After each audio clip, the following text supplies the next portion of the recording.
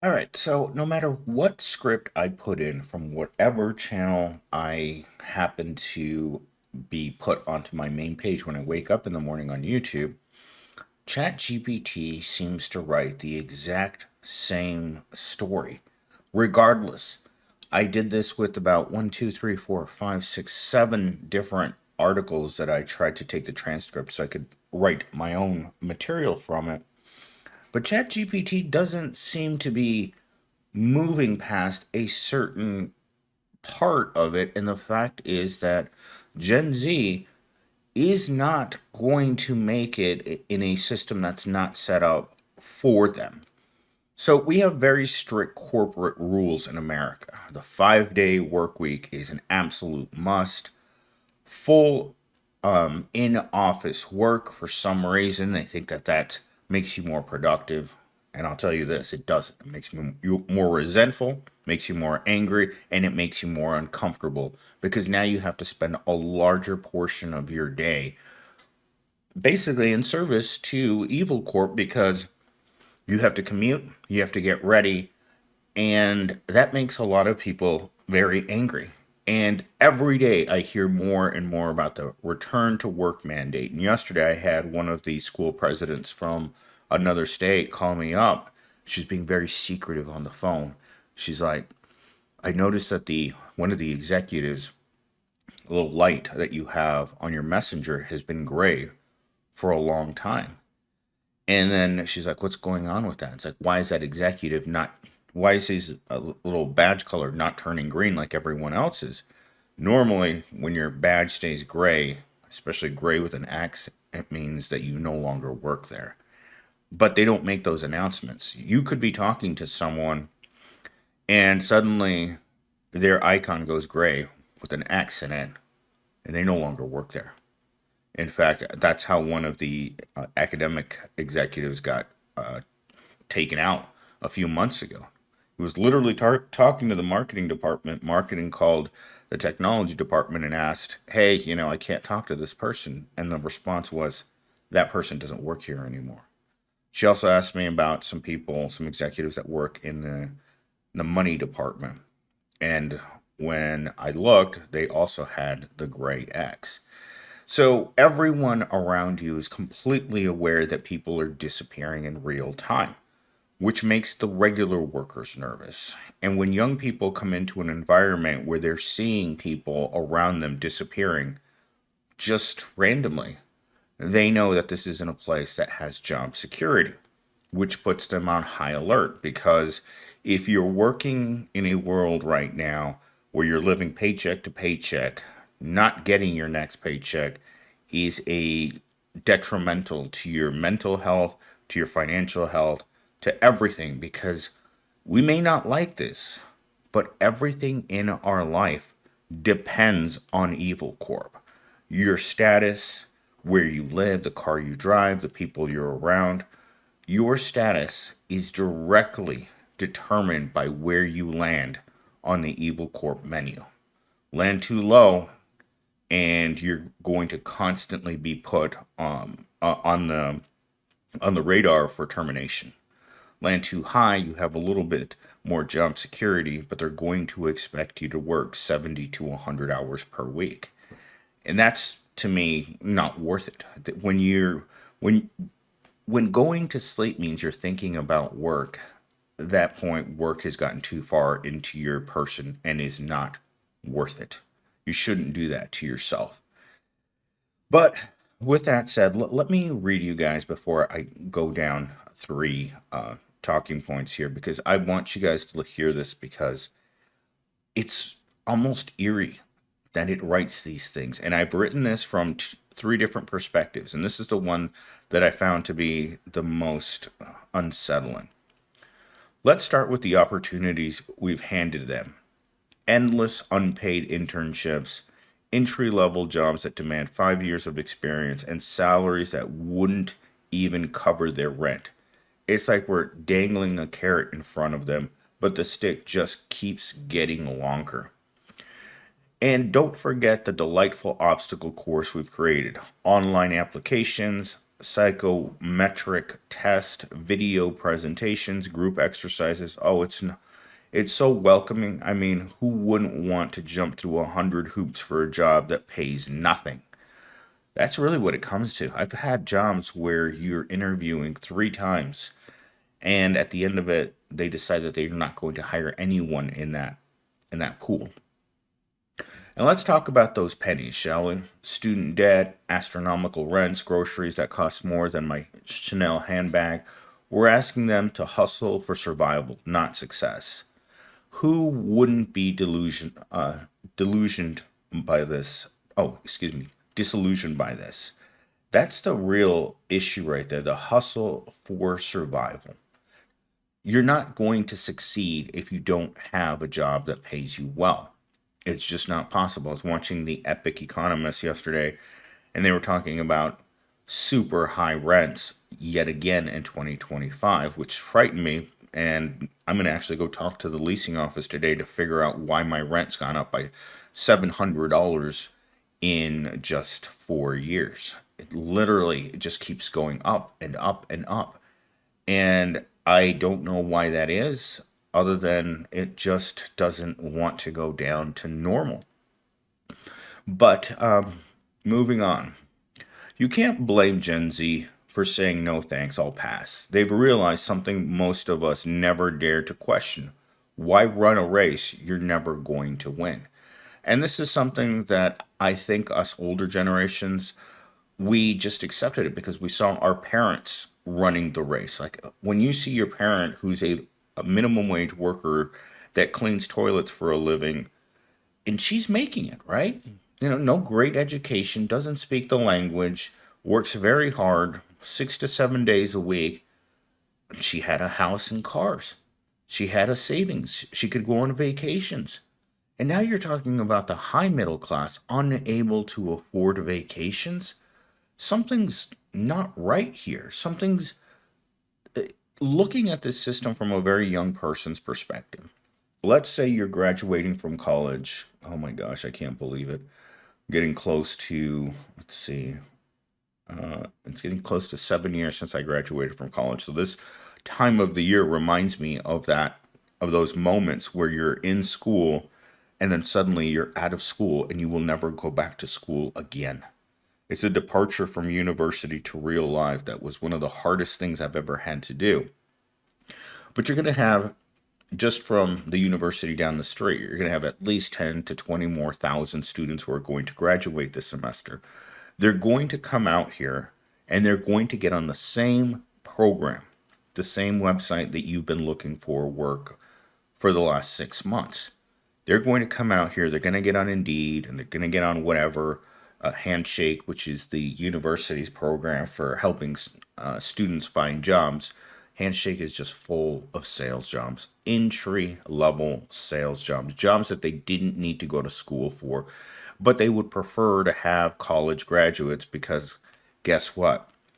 In a world that has lots of college graduates and they have no opportunities, you're catching them like a net. You're just dipping down into those fresh grads that have nothing on their resumes. Quite literally nothing. I remember when my friend Brooke graduated a year before me, and I asked her what she had on her resume. And she told me she worked at a Subway for one summer, and that's all she had for work history. And I thought, oh my God, what possible job could this person get? And of course, it was a 60-hour a week job doing cold calls for, I think, GoDaddy, calling businesses and asking them if they wanted to buy their services. And she said the pay was good. It was just very difficult because all you did all day long was the same thing. Try to trick people into buying something that they didn't really need. So, moving on here. Here's the real twist. They're not dropping out because they're weak. They're opting out because they're strong. They're choosing freedom. Freedom to explore, to create, to live on their own terms. And honestly, it terrifies us. Because deep down we know they're right. The 9 to 5 grind isn't the key to happiness. It's the lock on the cage. And Gen Zero, they've found the key. We built a system that promised stability, but instead we gave them a house of cards. And now they're walking away from the table.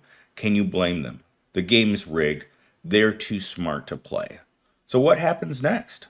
The $1 million question. But one thing for sure, the old ways won't work anymore. The real question is, can we adapt or will we get left behind? So, this is the true factor of what's going to happen with Gen Z in the workplace. Either boomers that run the corporations are going to be more sympathetic, offer more training, do more to get in people who don't have experience and who don't think like they do into the workplace, or they're just going to skip them. And at that point, I'm not certain what Gen Z will do for money other than go home and live with their parents, because I'm experiencing that now. My own Gen Zero realized that with what he has to expend, with the $2,000 he makes every month, his bills, his bare bone bills, are $2,500 a month. If he wants to continue living like he's doing, he will have to borrow that extra $500 every single month and realize that as long as he wants to continue working, ramen will be the only food that he can afford. And when you tell people that you're going to live completely stuck, you're going to live in a situation in which up to 75% of your monthly income is going to go to rent. That doesn't include all of the other things, because when I look at my current bills, you think about between my rent and my car, that's half of my income every year. All gone. Just right off the table, it's gone. With the rest of my income, I have to figure out how I'm going to pay the rest of my bills, and I've got to have my side hustle. Because unfortunately, we're living in a world where side hustle isn't so much a side hustle, it's the extra money that you need every single month in order to come out even. Not have savings, not have money for a rainy day, not have money to go on vacations or buy yourself something that you really want. No. When I spend money, like yesterday when I went to Walmart and I bought 2 cans of soup, 2 cans of beans, toilet paper, and traps for the endless cockroaches in my house. I've already seen like 50 of them in every direction. They're on the floor, they're in the kitchen. Hell, I was even taking a pee this morning and there was one at the top of the toilet just looking at me. Probably thinking, millennial steam, is that all you got? But that's the life. There's no extra money to do anything else. Yesterday, I took a free meal from my job because they were throwing them away, because even the students weren't willing to eat the complimentary meals that they provide. And so I was looking at one of the teachers. He's like, "Yeah, the students don't want to eat this crappy food because more people are making healthier choices with their food. And when you look at the quality of food that they provide, it's bare minimum. It's like the lunch that they would give you when you were in elementary school. You would look at that pizza sometimes and you think to yourself, this isn't good. But as a kid, I think that's why we have such nostalgia for being kids and growing up, in the early 90s, is because as a child, you don't really think about what you're eating. You're just hungry. The quality of the food isn't necessarily important. You're just hungry. You don't think at the overall quality or conditions of your life when you're young. It's only when you start getting older that you start looking at how you have to live, your standard of living. Once you can analyze it, oh my God, look at where I'm living. Look at the car I'm driving. Look at the people I'm hanging out with. And look what my future looks like if it stays exactly like it is right now. As an adult, you can quantify these things. As a child, McDonald's was one of my favorite things to eat. Now I wouldn't eat there even if it was free. And so you have people that have taken that mindset. Look at how low quality the everything is in your life, and you start to really think about, do I really want this? Do I want this to be my life? Because for me, no. I don't like what I can afford. I don't like where I can live. I don't like the car I drive. I don't like the job that I have. but that's all that's available. Either you take it or the options are starve on the street. And that to me isn't really a freedom of choice. I've said this 100 times. We're living in an open air prison where you're allowed the freedom to walk outside of your jail cell, and then at the end of the day, you crawl back in because there's no money for anything else. You can't just leave. And that to me is a very frightening thing to admit, is that we're trapped. And Gen Zero, they know what's up. They can look at what they're being offered in salary and think to themselves, this isn't something I want to be part of. This is a trap. And you're just kind of like, well, if Gen Z's figured it out, then we're all in trouble because this is all there is. There's no alternative universe where you can go where wages are fair, corporations aren't cruel, and your boss doesn't look at you like you're the biggest piece of crap in the world every morning when you show up. Because I've had to have those uncomfortable conversations, a lot of them, in the past few weeks. And yesterday, I told the old senior manager that I had been using, as much of my vacation as humanly possible. And a lot of the management people, they don't understand why people don't want to come to work. Like, we don't like being at work. We don't like the treatment. We don't like the environment. We definitely don't like the pay. Nothing about work makes us feel good. When we come to work, we act like we don't want to be there. And from the management perspective, what do they always say? Stop acting like you don't want to be here. Unfortunately, they're not acting. Most Americans, especially younger Americans, show up at a place that they don't agree with anything about it, from the hours to how many hours they need to work to how long the work week should be. But yet here we are having this conversation for the 100th time because we're not certain what to do. We know the system's broken. We know it needs to be repaired. But you have dinosaurs that run their systems that just need the proletariat to shut up, put their head down, and stick their tail between their legs. And that's it. That's what they want you to do. You're not supposed to come to work to make a difference. And that's what I've said for a while, is that employers don't want employees coming to work and getting comfortable. They always want you to be uncomfortable, because a worker that gets comfortable is going to want things like better benefits, higher wages, job security, all of the things that Evil Corp is dead set against giving workers. An uncomfortable worker is a worker that shows up to work, does their job, goes home, and then realizes that in a few months they won't be there anymore because job security wasn't part of signing on to this Evil Corp. And again, all part of the system to make certain that they're always in control and that you never have any control while you're working there.